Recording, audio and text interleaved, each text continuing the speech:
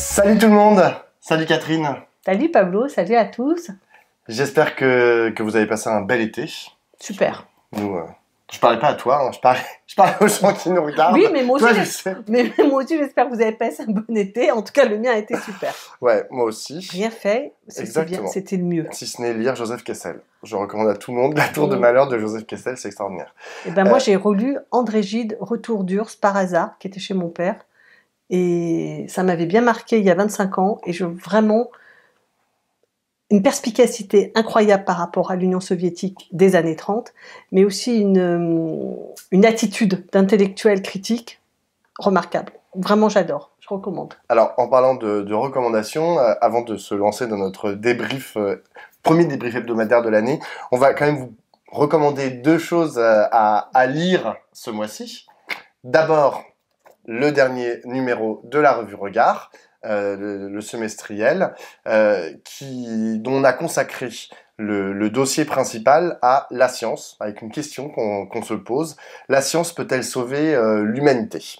Alors on essaye de répondre à cette question. En gros, il y a deux principales problématiques. C'est est-ce que la science, est-ce que le technosolutionnisme, c'est-à-dire chercher des solutions techniques aux problèmes notamment climatiques et écologiques auxquels on fait face, est-ce que ce technosolutionnisme est véritablement une solution ? Et d'autre part, toutes les questions de changements sociaux qui pourraient nous amener en fait à changer la façon dont on vit, etc.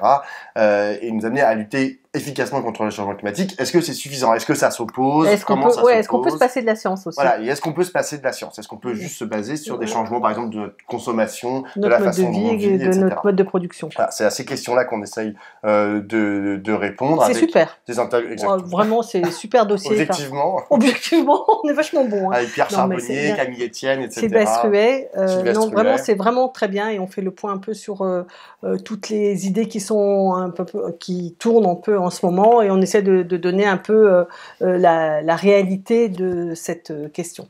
Et puis il y a un deuxième dossier. Il y a un deuxième dossier, un petit dossier où on s'est un peu amusé à chercher des candidats pour la gauche pour 2027. Alors on en a choisi 6. Je vais pas les citer là. Ah bon ? Si, tu veux que je si, bah ouais. D'accord. Donc on en a pris 6. Hein. On les a choisis avec perspicacité et attention. Donc on a choisi 6 personnes dont on pense qu'elles représentent chacune à leur façon une manière d'incarner la gauche. Et je pense qu'on a fait un portrait d'eux qui parle de leurs atouts, de leurs forces et de leurs faiblesses, et qui est à la fois un portrait des gens, des individus dont il est question, et de leur rapport à la proposition politique. Donc c'est pas du tout artificiel. Alors on a choisi, je vais juste les citer, François Ruffin, Clémentine Autain, Fabien Roussel, Johanna Rolland, Jean-Luc Mélenchon et Marine Tondelier. Voilà, c'est nos choix aujourd'hui pour 2027. Donc je vous invite à lire et vous pouvez même nous faire des retours hein, si vous considérez qu'on est complètement à côté de la plaque. Et vous pouvez voilà. Alors pour le lire, vous pouvez notamment le commander sur le site regard.fr. Exactement. Et on vous l'enverra avec plaisir pour ceux qui ne sont pas abonnés. Et on voulait vous recommander aussi un autre livre qui vient de sortir ou qui va sortir. Oui, qui sort le 10 septembre. Qui sort le 10 septembre. En librairie. Exactement. Mais pareil, vous pouvez le commander sur le site de Regard. C'est le livre de Roger Martelly. Pourquoi la gauche a perdu et comment elle peut gagner. C'est un livre, donc Martelly, vous le connaissez. Aux éditions Arcane 17. Voilà, Roger Martelly, c'est un historien, plutôt un spécialiste du communisme, qui revient sur, en fait, son titre, c'est Pourquoi la gauche a perdu. Donc il porte un regard assez sévère sur ce qui s'est passé pour la gauche sur une durée moyenne, voilà, donc les échecs des uns et des autres. Et il fait comme proposition que, en fait, il n'y aura pas de reconstruction de la gauche en dehors de la reconstruction d'un projet, d'une espérance, et pas simplement d'une exacerbation des colères et d'une construction autour de la figure d'un peuple qui lui-même est fragmenté, socialement, mais pas seulement socialement, il est aussi fragmenté politiquement. Et cette question-là nous taraude et taraude Roger Martelly. Il apporte des analyses et des réponses qui nous ont paru, en tout cas, intéressantes à mettre dans le débat. Donc, c'est pareil, vous pouvez le trouver sur le site de regard.fr. Je mettrai les liens en dessous de cette vidéo dans l'intitulé, enfin dans le chapeau YouTube. Voilà. Bon, la page de pub faite. La page de pub de recommandation est faite. Donc Kessel, Gide, Regard et Roger Martelly. Voilà, c'est pas mal. Ça, c'est fait. Alors, parlons peu, parlons bien. Petit débrief politique de la semaine. Et donc, on va bien sûr parler des abayas, le bon sujet de merde de la rentrée, concocté par le gouvernement et tout particulièrement par Gabriel Attal, le nouveau ministre de l'Éducation nationale. Moi, je vais dire comment moi je lis cette séquence de merde. Hein, je tiens à ce mot. Gabriel Attal, il avait commencé...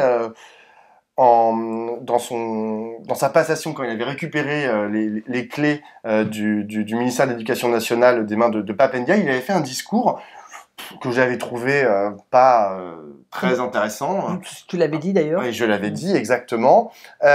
Mais bon, il avait dit, voilà, il y aura un prof devant tous les élèves, je sais pas quoi. Enfin, il avait quand même identifié dans ce discours, je trouve, les problèmes et les carences, en fait, qui sont celles de l'éducation nationale aujourd'hui. Le truc, c'est qu'il s'est passé 2 mois, que la semaine prochaine, c'est la rentrée des élèves, et que, bah, en fait, il s'est sûrement rendu compte que, en fait, mettre un prof devant tous les élèves, bah, il allait pas y arriver. Donc, tous les grands projets, en fait, qu'il avait à peine esquissé dans son discours de rentrée, bah, il allait pas y arriver. Et donc, peut-être que même les profs, ils n'allaient pas travailler plus pour gagner plus. Exactement. Peut-être que ça n'allait pas marcher non plus. Ils n'avaient pas signé le fameux pacte, parce qu'ils voulaient leur faire signer un pacte. Et là, il y a plein de profs, et j'en connais pas mal, qui refusent de signer ce pacte. Donc, ça pose... Il s'est rendu compte de ça, et donc du coup, il s'est dit, qu'est-ce que je vais faire à la rentrée? Parce qu'il y a Darmanin, là, qui fait sa rentrée, et qui dit qu'il veut être candidat, il le dit à mots couverts, qu'il va être candidat pour 2027, etc. Tout le monde a des petites annonces, et lui, il s'est dit, qu'est-ce que je vais faire? Ah bah tiens, si j'interdisais les abayas et les camis à l'école. Et donc, c'est ce qu'il a fait. Il a fait une interview aux 20h de je sais plus quoi, et le voilà, il y va, tout triomphant. Il n'y a pas que Darmanin qui ira chercher l'électorat d'extrême droite. Exactement, parce que c'est une idée, effectivement, d'extrême droite. Alors là, je présente en fait cette proposition, ce qu'il a fait, hein, puisque maintenant la note de service est sortie de son ministère et de sa plume. Je présente ça comme une diversion pour ne pas parler des vrais sujets qui sont aujourd'hui problématiques à l'école, mais je ne pense pas que ça soit qu'une diversion. Je pense que ça fait aussi partie d'une stratégie de récupération d'un certain électorat de droite, voire de droite radicale, voire d'extrême droite, parce que cette proposition, c'est une proposition qui est vraiment qui sort du programme de l'extrême droite de Marine Le Pen pour ne pas la citer.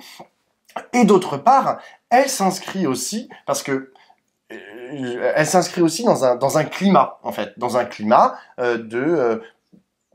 un climat islamophobe, à la fois dans les médias, en politique, de la part du gouvernement. Hein. Enfin, on sait les différentes actions, la façon en fait dont ont beaucoup de responsables politiques de pointer du doigt en fait l'islam en disant qu'il y a un problème spécifique avec cette religion, une façon en fait aussi d'amalgamer les musulmans, l'islam intégriste, l'islam politique et le séparatisme, voire le terrorisme. Hein. Je veux dire, ce continuum, il est très très rapidement construit et élaboré en fait par les gens qui parlent de cette question sur les plateaux télé ou à la radio ou dans l'hémicycle. Et donc tout ça, en fait, c'est un peu concrétisé, je trouve, dans cette note de service.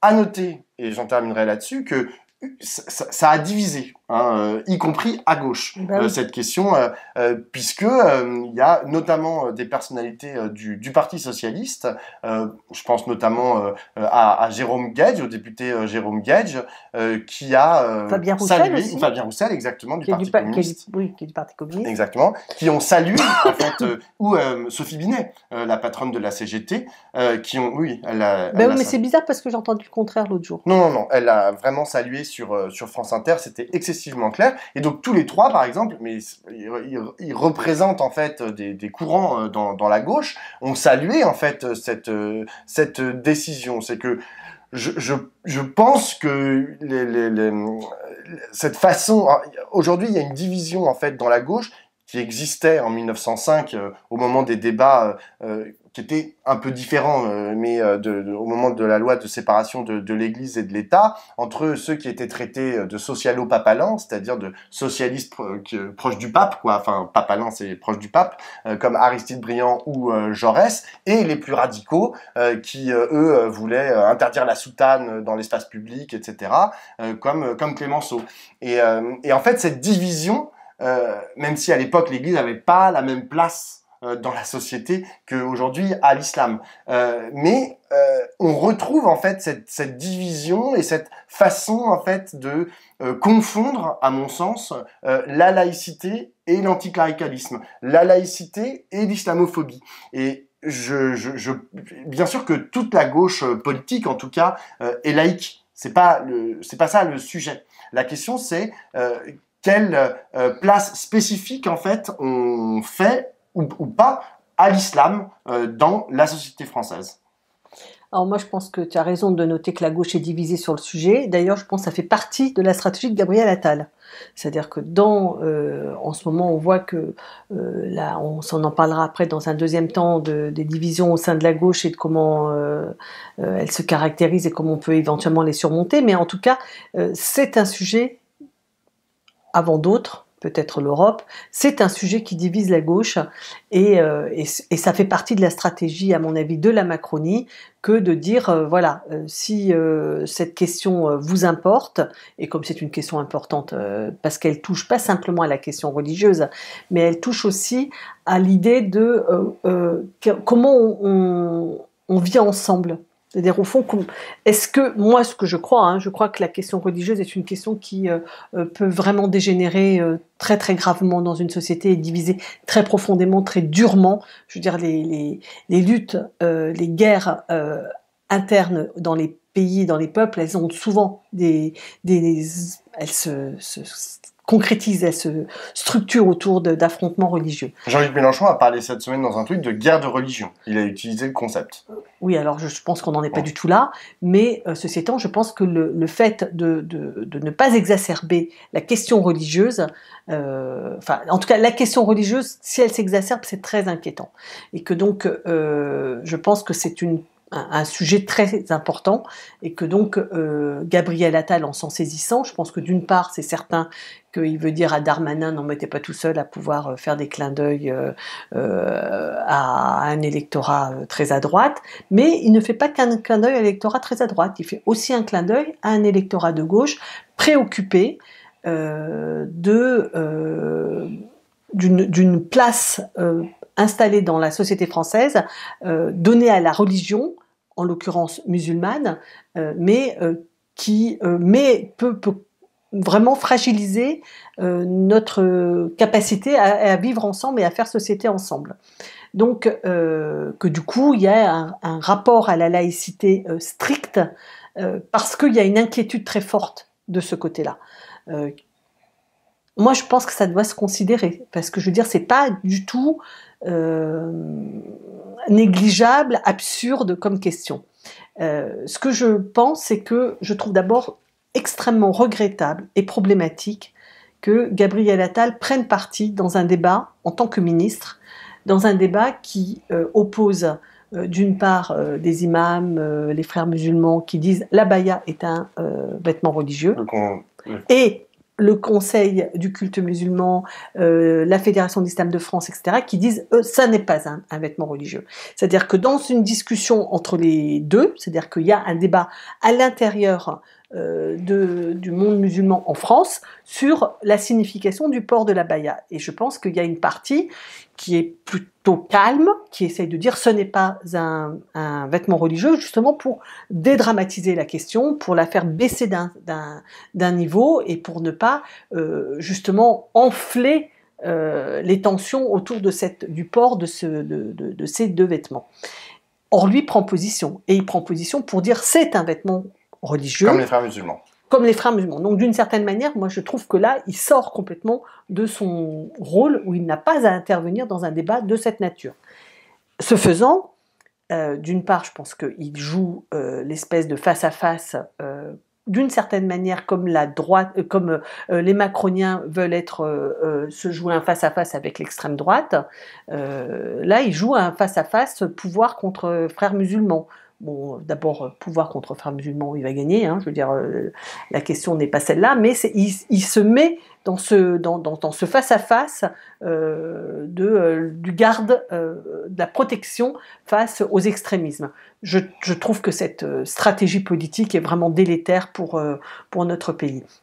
Mais la deuxième chose qu'il fait, c'est que d'une certaine manière, donc il identifie bien l'abaya comme étant, pour ceux qui ont quelque chose à revendiquer, comme l'objet possible de cette revendication. C'est-à-dire qu'il conforte le port de l'abaya comme un enjeu. Donc du coup, il y a des adolescents ou des adolescentes qui peuvent considérer que s'ils ont quelque chose à revendiquer, à dire, ils vont se saisir de cet objet. Bon, tout le monde nous dit c'est très très grave parce qu'il y a eu un doublement en 2 ans des signalements. Enfin, faut se ramener les choses à leur juste proportion. Hein. C'est 4% des établissements scolaires, ce qui ne fait pas 4% des lycéens. Et donc 4% des établissements scolaires en France, il y a eu une question. 4700 signalements pour 12 millions d'élèves. Oui, et bon, je ne sais pas combien ça fait de lycéens, mais on doit être autour de 2-3 millions de lycéens. Donc, voilà, faut quand même garder les ordres de grandeur. Mais ceci étant, je veux dire, en tout cas, là, l'objet de la fixation et de la crispation est construit par les deux, par les frères musulmans et par le gouvernement. Et ce que je pense, c'est que donc ça crée une situation qui fait que on ne peut pas se contenter de nous, notre gauche, je dirais, la gauche, de dire non, ce n'est pas un vêtement religieux. Ça, je pense qu'on ne peut plus le dire. D'abord parce que c'est un objet d'un débat, que nous, on ne peut pas complètement non plus le trancher, et que c'est de plus en plus, ça va être interprété comme tel. J'entends bien qu'il y a des gens qui portent des croix parce qu'ils trouvent que c'est très joli comme un bijou et ça ne signifie pas qu'ils sont chrétiens. Enfin, la plupart des gens qui mettent une croix disent qu'ils sont chrétiens. La plupart des gens qui mettent un abaya aujourd'hui le font dans une revendication qui est « je suis musulman ». Je suis musulmane. Comment s'appelle le vêtement par exemple ? Le kamis. Le kamis ou l'abaya, c'est je suis musulman, je suis musulmane, et j'entends bien que on le sache et qu'on le respecte. Et à mon sens, c'est sur ce sujet-là qu'il faut réfléchir.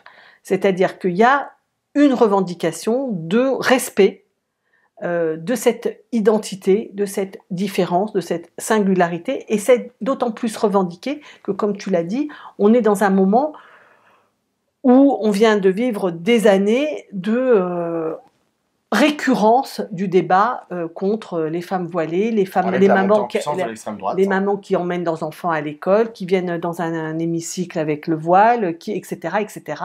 Voilà. Donc, je pense, moi, qu'il faut considérer qu'il y a une revendication qui est posée, et ce que je crois, c'est que cette revendication, elle excède la question religieuse, très clairement.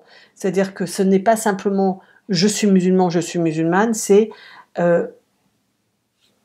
j'entends dire que le monde avec lequel je vis est en souffrance de contrôle aux faciès, d'un urbanisme qui fait qu'on vit dans des quartiers séparés, d'une école qui est également différente et séparée et avec moins de moyens et plus de difficultés, etc. C'est-à-dire qu'il y a tout ça qui s'agrège autour de cette question portée par les jeunes avec avec les moyens de l'adolescence, qui est celui de la provocation, souvent, de la défiance, du défi posé à l'autorité, et que je crois que c'est ça qu'il faut entendre, plutôt que de dire qu'on est dans une guerre de religion, et plutôt que d'y répondre par la fessée et le martinet. Mais tu as tout à fait raison, parce que, en fait, moi, c'est le positionnement du débat public en ce moment qui fait en vérité assez peu de cas de la protection de l'enfant, en fait. Parce que je rappelle que ce sont des enfants, hein, on parle, la plupart sont des mineurs, hein, et c'est des gens qui ont en gros, entre 13 et 18 ans, quoi. Ces enfants, par exemple, dans la note de service que j'ai lue, il n'y a rien qui est fait, qui est proposé en fait pour les protéger précisément des discriminations dont ils pourraient faire l'objet du fait de leur religion. Et c'est-à-dire qu'ils disent oui, il y aura un dialogue, etc. Mais c'est un dialogue qui est préalable à la sanction. C'est une explication de pourquoi on va te virer et pourquoi t'as pas le droit de rentrer dans l'établissement scolaire habillé comme ça. Et je rappelle que dans la loi de 1905, c'est effectivement une loi sur la question de la laïcité, mais c'est aussi une loi qui défend la liberté de culte. Et que cette liberté de culte, on peut dire, bah oui, mais les enfants, je sais pas quoi, ils ont pas le droit, etc. Mais elle doit aussi être protégée, en fait. Oui, mais c'est pas le lieu de l'école. Est-ce que c'est pas, en tout cas, c'est le lieu de l'école que d'apprendre, en fait, que la liberté de culte fait partie des fondamentaux de notre démocratie, c'est vrai, de notre République. C'est vrai, mais l'école n'est pas le lieu de l'expression de la croyance, qu'elle soit chrétienne, juive, orthodoxe, musulmane ou autre. Certes, mais ça c'est aussi une vision de l'école. J'ai discuté avec un proviseur sur le plateau de BFM qui m'expliquait qu'il lui était vraiment en faveur de l'interdiction de la baya et des camis, et il me disait mais l'école est une bulle, et en fait c'est ça, vraiment cette conception de l'école comme n'étant pas étant un sanctuaire et n'étant pas en fait aussi le réceptacle de tous les mouvements, de toutes les dynamiques et de toutes les discriminations, de tous les problèmes, mais aussi de toutes les choses belles de la société. Je pense que c'est une erreur. Dans une école, certes il y a le lieu de la classe où les enfants sont censés ne pas se parler, mais en fait ils se parlent, mais il y a aussi la cour d'école où ils discutent, où ils se créent des sociabilités, où ils se créent il y a aussi des choses qui se passent et qu'ils sont pas comment on dit, complètement séparés du reste de la société. Donc, il y a bien sûr, s'ils ont envie de parler de religion à la cour, qui va les empêcher de parler de religion à la cour? La question n'est pas celle-là, c'est pas de les interdire de parler de religion. D'ailleurs, je veux dire, moi je me souviens d'une proposition de Régis Debray, je sais pas où est-ce qu'elle en est, mais où il était question d'enseigner l'histoire des religions. Et en fait, je veux dire, le problème n'est pas de dire qu'il n'y a pas de religion, n'est pas le problème. Enfin, d'ailleurs, on peut pas enseigner l'histoire sans parler des religions qui ont animé les hommes et qui les ont fait se combattre. Et qui les animent toujours. Et qui les animent toujours. Donc, je crois pas que l'enjeu ce soit celui-là. Par contre, l'enjeu c'est de protéger l'école, notamment pour ses enseignements. Et ça, je pense que sur ça, il y a aucune possibilité de négocier. Hein, je veux dire, on va pas remettre en cause la théorie de l'évolution. Les filles et les garçons vont faire du sport, etc., etc. Et la terre n'est pas plate. Donc, on se le dise une fois pour toutes. Bon, ce que je pense, c'est que concernant cette tenue, encore une fois, je trouve ça très dommage qu'on en ait fait un signe religieux alors que la question était relativement ouverte et incertaine. Et je pense que le débat, d'une certaine manière, comme en 2004, on avait été nombreux à penser que la loi sur le voile était une mauvaise loi. Non pas qu'on trouve que ce soit une idée absolument génialissime que les filles soient voilées. Je continue de penser que c'est pas génial, mais ça ne se fait pas par de l'autorité et de l'interdiction, bien sûr. Et ce que je crois, c'est que surtout, c'est d'abord depuis 2004, on voit qu'on n'a pas réglé le problème. Donc cette voie-là peut-être n'était pas la bonne, peut-être qu'il faut trouver d'autres, et que par ailleurs, ça s'est plutôt exacerbé. C'est-à-dire ce sentiment que il y a une partie de notre France qui n'a pas complètement sa place comme les autres dans la France, c'est un problème lourd, pérenne, qui nous hante. Tout le monde voit bien à quoi je fais référence. Toutes ces stigmatisations, encore une fois, ces séparations, ces territoires dans lesquels on vit avec moins de services publics, moins de moyens en tout genre, moins d'espaces publics de qualité, moins de tout, quoi. Et des écoles pareilles. Donc, et des discours derrière qui les stigmatisent. Et la montée de l'extrême droite. Donc, c'est à ça qu'il faut répondre. Et moi, ce que je trouve, c'est que la transformation, le déplacement, encore une fois, ce sont des adolescents qui le font avec leur méthode. Mais cette question qui est on veut exister, on veut avoir notre place, et qu'on le transforme en une question de revendication religieuse, c'est un déplacement du débat sur le terrain religieux qui est catastrophique et qui est lourd de danger.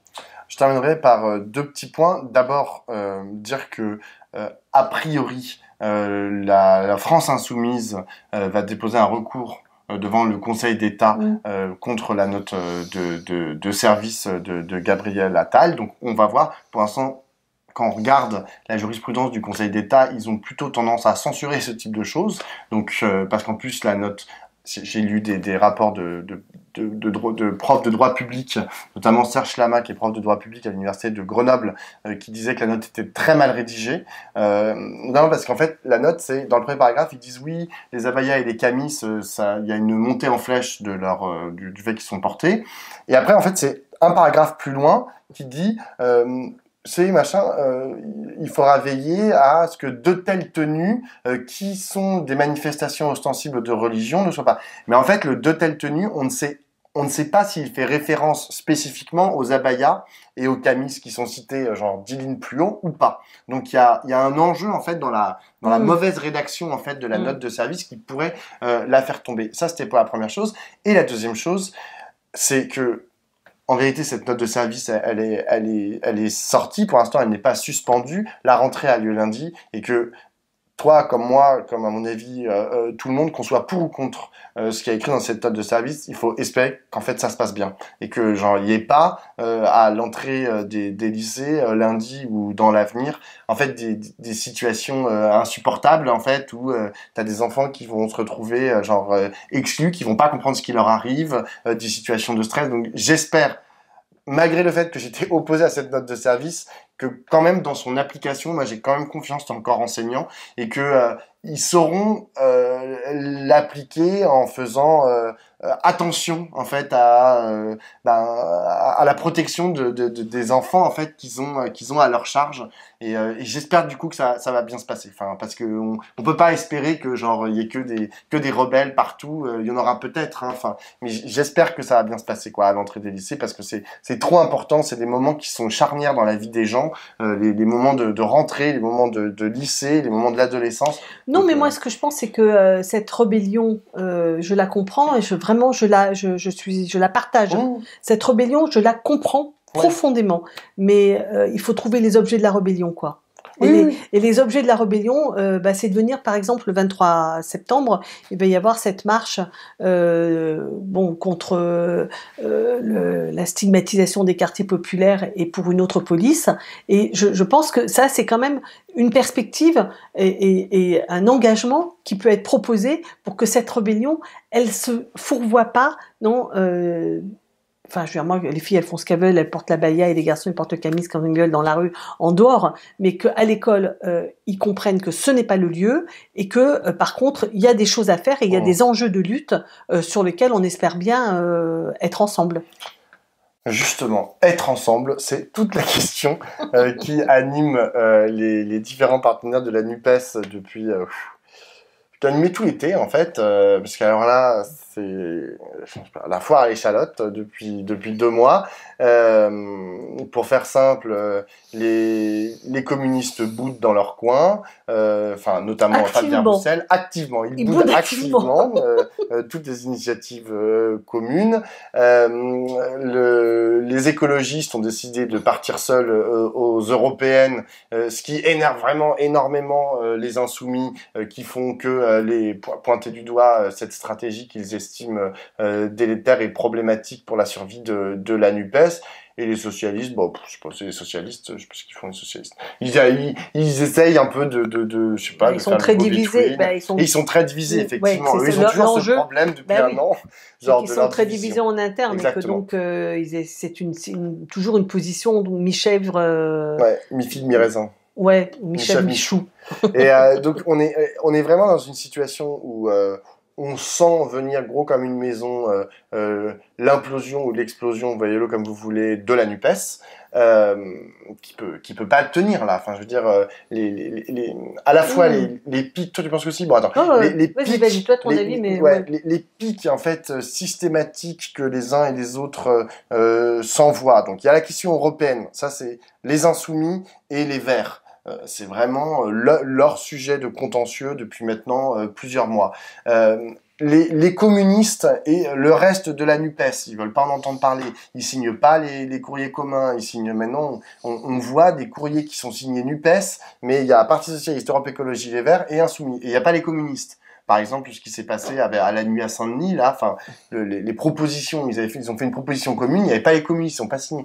Qu'est-ce que c'est que cette histoire? Enfin, donc, je vois pas trop comment la question de savoir est-ce que ces gens, pris indépendamment, est-ce qu'ils ont envie en fait que la NUPES survive est une question. Parce qu'en vérité, aujourd'hui, moi, la façon dont je vois les choses, c'est que les écologistes et les communistes, ils considère que la NUPES a été construite à un moment où la France insoumise était en position hyper forte.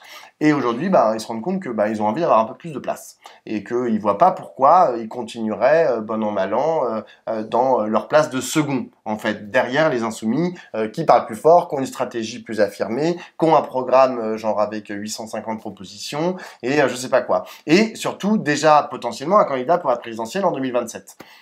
Et eux, ils disent, Fabien Roussel, il dit non, moi je vais être candidat. Il l'a redit hier d'ailleurs à un micro d'une radio. On l'a mis dans notre sélection. Fabien Roussel, il dit non, il y aura un candidat communiste en 2027. Et les Verts, ils sont là. Nous, on considère qu'on n'a pas assez voix au chapitre.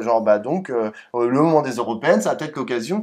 Ce qu'ils se disent, c'est qu'ils vont faire plus en fait que les insoumis, donc ça va être l'occasion de rééquilibrer le rapport de force entre les insoumis et eux. Mais en fait, j'ai l'impression, mais c'est ce qu'on dit depuis la création de la NUPES, nous deux, c'est que il y a un problème méthodologique en fait. Il y a un problème dans comment est-ce que le cadre de cette NUPES s'est élaboré. Et aujourd'hui, il est figé. En plus, il y a une particularité, je trouve, qui est différente parce que en 2017 ou plutôt en 2018, après l'élection d'Emmanuel Macron, on n'était pas directement j'ai bougé beaucoup. On n'était pas directement projeté en 2022. Or là, depuis l'élection de Emmanuel Macron, sûrement du fait que c'est son deuxième quinquennat et qu'il ne pourra pas en faire un troisième consécutif, même s'il trouve ça funeste, on est projeté, on fait que parler de 2027. Et ça, je trouve ça particulier. Et donc, du coup, bien sûr, 2027 pour la gauche, ça veut dire un candidat commun. Et ça nous fatigue d'avance en fait. Enfin, je veux dire, ça exacerbe les positions des uns et des autres.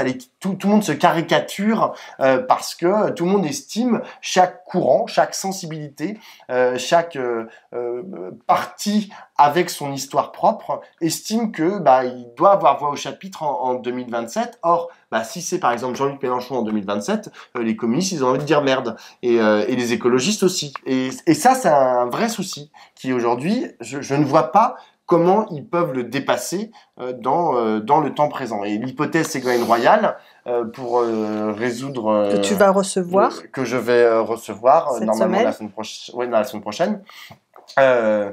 Cette hypothèse, on a un peu de mal à voir comment elle pourrait être source d'espoir en fait que pour la NUPES quoi. Bon, moi ce que je pense, c'est que y a des aspects contradictoires. C'est vrai que on a une NUPES qui s'est montée en 5 nuits, 5 jours ou 10 jours. 13 jours, 13 nuits, je sais pas, enfin bon bref, 13 dodo. 13 dodo. Non, pas dodo justement. Voilà, pas dodo, 13 pas dodo et 13 jours. Bref, après des années de divergences très profondes, qui sont au minimum qu'on peut originer à 2005 à peu près, quoi. C'est-à-dire la division qui a justement porté sur la question européenne au sein de la gauche et qui s'est enquistée avec le mandat de François Hollande, donc une division extrêmement graves au sein de la gauche. On a parlé tout à l'heure de la question de la laïcité, de la lecture que les gauches se font de ce sujet. Donc il y a beaucoup de questions qui divisent la gauche et on peut pas. Enfin, je veux dire, c'était très bien à l'issue des élections présidentielles, dans la perspective des législatives, de monter cet accord qui a permis à tout le monde de s'en sortir bien, c'est-à-dire les partis de gauche d'avoir un groupe, chacun a eu son groupe, et les insoumis, ils ont pété les scores. Donc, ils sont passés de 17 à 75, Mélenchon était passé de 20 à 22, donc je veux dire, ils sont aussi bénéficiaires de ça. Donc je pense qu'il y a eu cette première séquence qui était, je dirais, malin, opportuniste et malin de voilà, faire cet accord-là. Mais ceci étant, depuis le départ, je veux dire, je pense qu'il y a une espèce d'illusion qui est entretenue qu'on a signé un accord avec 632 propositions qui étaient d'ailleurs très largement issues du programme de Jean-Luc Mélenchon et en ayant recensé les points de désaccord. D'abord, on n'a pas travaillé sur ces points de désaccord, et ensuite, il ne faut pas se raconter d'histoire sur le fait que tout le monde partageait cette logique-là. Enfin, je veux dire, ce n'est pas possible d'avoir vécu 20 ans de division très profonde et de s'imaginer que on a réglé le problème en signant tous sur un coin de table un programme de gouvernement autour d'accords. Donc, je pense qu'il y a une question de surmonter les points de désaccord ou d'acter leur précision, leur ampleur, parce que ce matin, il y avait Lionel Jospin sur France Inter qui rappelait que la gauche plurielle, c'était pas tout le monde n'était pas d'accord. Enfin, tout le monde, chacun avait sa particularité, au point que tout le monde s'est présenté à l'élection présidentielle et que Lionel Jospin a été éliminé du second tour. Donc bon, il rappelait que la gauche plurielle, il y avait le mot pluriel dedans, et que là, dans cet accord qui a été signé... Entre Strauss-Kahn et Emmanuelli... oui, mais dans la gauche plurielle, il y avait les communistes et les Verts aussi. Oui. Hein, donc, il y avait quand même, dans le Parti socialiste, une grande diversité, et deux, il y avait aussi des partenaires qui n'étaient pas convergents, quoi. Et que cette gauche plurielle, elle a fonctionné. Et il y avait Chevènement aussi, etc. Donc, il insistait sur le caractère pluriel. Donc, moi, ce que je crois, c'est qu'on a cette tension entre on veut être ensemble, donc il faut qu'on trouve des logiques dominantes, et ce qui est clair, c'est que la dominante dans la gauche aujourd'hui, c'est une dominante, je dirais, de rupture avec le néolibéralisme ou le social-libéralisme. Bon, ça, c'est une chose qui est la dominante, et c'est bien ainsi, parce que c'est ça qui peut donner de la dynamique. Ceci étant, on l'a déjà dit, je ne vois pas quand le Parti socialiste a approfondi une analyse critique de ce mouvement qui a été la convergence de toute la social-démocratie vers le social-libéralisme. Enfin, je veux dire, ça a touché le Parti socialiste français, ça a touché les partis socialistes dans le monde entier, et donc il y a bien une critique à faire et qui n'a pas été faite. Donc moi, je veux bien qu'aujourd'hui on se mette tous d'accord sur une logique de rupture avec le néolibéralisme. Bon, il faut que le PS produise un travail intellectuel qui permette d'aller dans ce sens. Pareil pour la question de la croissance, du productivisme, etc., qui concerne toute l'histoire de la gauche, qui est posée par les écologistes, et il faut quand même que tout le monde fasse ce travail. Depuis un an, cela n'a pas été fait. Donc, il y a cette question qui est le fond de l'affaire, c'est qu'en fait, le passage, l'adhésion des socialistes au social-libéralisme a fracturé la gauche, et que surmonter ça, ça demande un travail, et en premier lieu, les socialistes. Mais la deuxième question qui est différente par rapport à d'autres périodes, tu faisais la référence à 2017. 2017, l'enjeu, en 2022, l'enjeu c'était qui sera face à Emmanuel Macron, parce qu'on savait qu'Emmanuel Macron serait au second tour, et donc la question c'était est-ce que ça sera Jean-Luc Mélenchon ou Marine Le Pen. Là, on se projette sur 2027, on sait qu'il n'y aura pas Emmanuel Macron, il n'y a pas quelqu'un qui s'impose absolument dans le camp de la Macronie comme étant, ils sont en train de se battre pour savoir qui va y aller, mais par contre, l'idée qu'il y aura Marine Le Pen commence à bien s'installer. Quelle sera au second tour? Donc, qui va être affronté à Marine Le Pen? Est-ce que ça sera quelqu'un issu de la droite macronienne ou est-ce que ça sera quelqu'un issu de la gauche? Et donc, en ce sens, ça pousse véritablement à une unité, à une candidature unique en 2027. Et c'est une une équation politique solide qui est partagée très très largement par l'électorat et par les gens de gauche, par les militants. Il faut trouver une solution. Donc, en ce sens, je crois que la solution, qu'elle s'appelle NUPES ou qu'elle s'appelle autrement, la solution de la convergence vers 2027, ça, je pense que c'est solide, parce que la réalité politique, au-delà de ce que chacun pense de l'existence séculaire de son parti et qui doit être maintenue, etc., et ils ont sans doute de bonnes raisons de le vouloir, mais au-delà de ça, il y a une question politique essentielle, c'est est-ce que la gauche sera en situation d'être face à Marine Le Pen et de la battre. De la battre. Ce sont ces deux questions-là qui vont hanter les années qui vont venir. Donc ça suppose un travail sur le fond, ça suppose une convergence de formes, d'organisation. Alors, est-ce que ça suppose qu'à toutes les élections, on parte ensemble? Moi, ça, je pense que c'est totalement exagéré d'en faire un point de rupture. Parce que, d'abord, je crois que si on en fait un point de rupture, on risque d'aller à la rupture. Parce que là, pour l'instant, c'est quand même mal engagé, cette affaire. Et il n'y a pas de raison de le penser ainsi. Jamais il n'y a eu d'accord de toute la gauche dans les élections européennes. Ça n'a jamais existé. C'est déjà un précédent d'avoir un candidat unique aux élections législatives.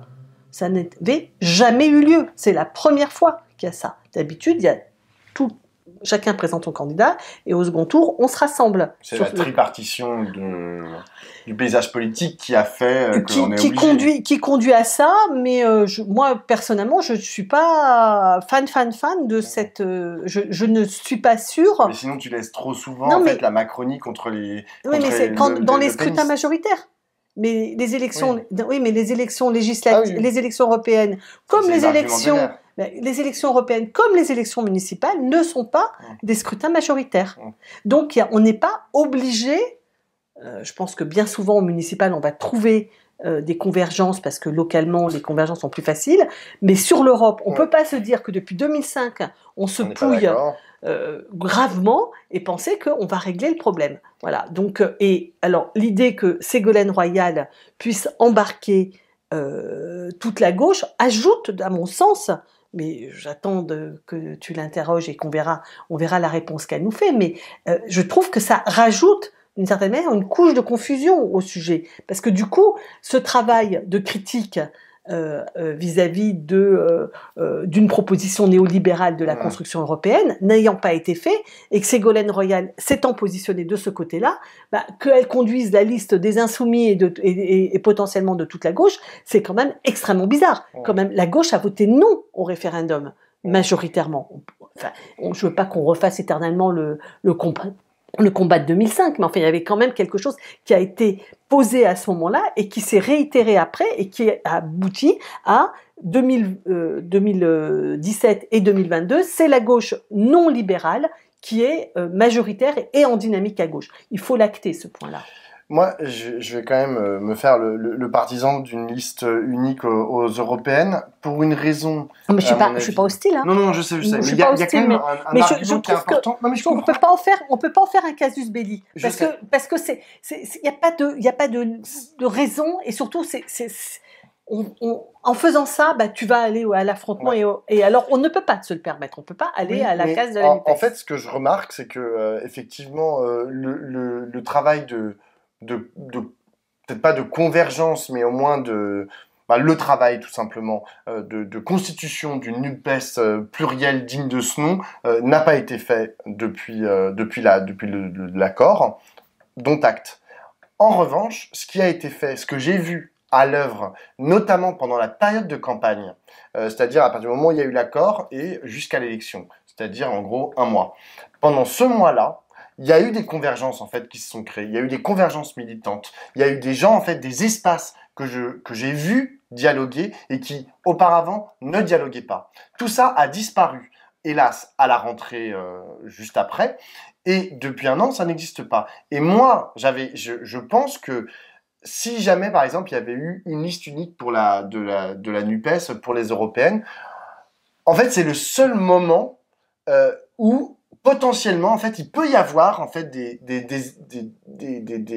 constructions communes. C'est-à-dire que la pensée politique, elle se fait aussi en marchant et dans l'expérience, etc. Et moi, j'aimerais bien en fait qu'il y ait des écoles de partis qui fassent des universités communes et puis genre que tout le monde discute toute l'année, etc. Ça n'existe plus. Enfin, je sais même pas si ça a déjà existé, mais en tout cas, ça n'existe pas. Et aujourd'hui, c'est pas ça en fait qui drive. Qu'est-ce qui fonde le militantisme politique? C'est l'action.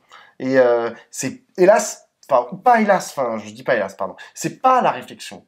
Et donc, je me dis, puisque l'action précède la réflexion, que c'est l'action qui est vraiment portée au nu, et c'est ça qui fait que un homme ou une femme politique, ou un militant ou une militante politique fait de la politique, c'est parce qu'il mène des actions.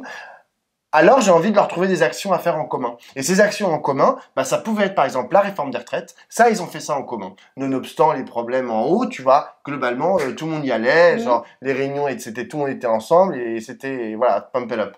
Là, la perspective en fait des Européennes, je me suis dit, ok, c'est peut-être un peu forcé, tu vois, genre effectivement parce qu'on n'est pas vraiment d'accord sur les questions européennes, etc. Mais à la fin, on aurait tous été dans la même salle et il aurait fallu réfléchir pendant 6 mois, précisément pour accoucher en fait d'une proposition digne de ce nom. Et là, le problème c'est qu'il n'y aura pas de liste commune. Donc qu'est-ce qu'ils vont faire? Et ça a déjà commencé. Ils passent leur temps à s'insulter, tu vois. Et ça, c'est pas possible. Non, mais je suis parce que d'accord avec ça. je voulais en finir par là. Le problème, c'est que malgré les gilets jaunes, malgré les jeunes pour le climat, malgré la réforme des retraites, il n'y a pas de grande dynamique sociale de gauche en France. Et c'est un problème. Et c'est un grave problème parce que c'est Roger Martelly qui le répète tout le temps.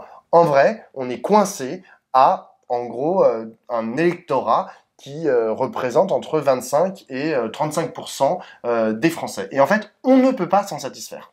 Et je pense qu'une des raisons pour lesquelles on est coincé en fait à un tiers de l'électorat, c'est parce que on passe notre temps à se crêper le chignon et en vérité, ça désespère Billancourt. C'est-à-dire que comme il n'y a pas de perspective politique très claire, bon, bah, au bout d'un moment, t'es là, genre, bah non, en fait, genre, on arrête de militer, on arrête de penser que la politique peut être genre porteuse d'espoir pour l'avenir ou pour le présent, et on passe à autre chose et on laisse l'extrême droite, elle, porter un projet catastrophique mais clair. Et ça, j'aimerais bien que c'est au lieu de se battre pour une gauche en fait qui se réduit ou qui est stable, en fait j'allais dire qui se réduit comme peau de chagrin, mais qui est stable autour de 25% ou 30%, on devrait se battre pour que genre justement élargir en fait notre base et créer des véritables dynamiques. Et aujourd'hui elles n'existent pas.